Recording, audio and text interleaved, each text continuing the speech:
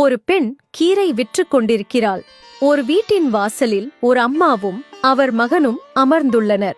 அம்மா, கீரை வாங்கலையோ? கீரை ஒரு கட்டு கீரை என்ன விலை? ஒரு அண்ணா அம்மா. அதெல்லாம் முடியாது, அரை அணாதான் தருவேன். 4 கட்டு கொடுத்துட்டு போ. சிறிது யோசித்த கீரைக்காரி சரி என்று கொடுத்துவிட்டு பணத்தை வாங்கிக் கொண்டு கிளம்புகிறாள். கூடையை தூக்கும்போது மயங்கிச் சரிகிறாள். என்னம்மா ஆச்சு? காலையில எதுவும் சாப்பிடலையா? இல்லம்மா, இனிமேதான் போய் கஞ்சி காய்ச்சணும். அவள் வேகமாக வீட்டிற்குள் சென்று ஒரு தட்டில் 6 இட்லிகள் மற்றும் சட்னியுடன் வருகிறாள்.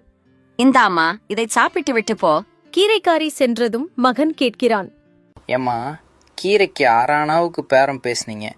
ஆனால் இப்போ ஒரு இட்லி 6 அணான்னு வச்சுக்கிட்டா கூட 2 அணா பெருமானமுள்ள இட்லியை கொடுத்துட்டீங்களே.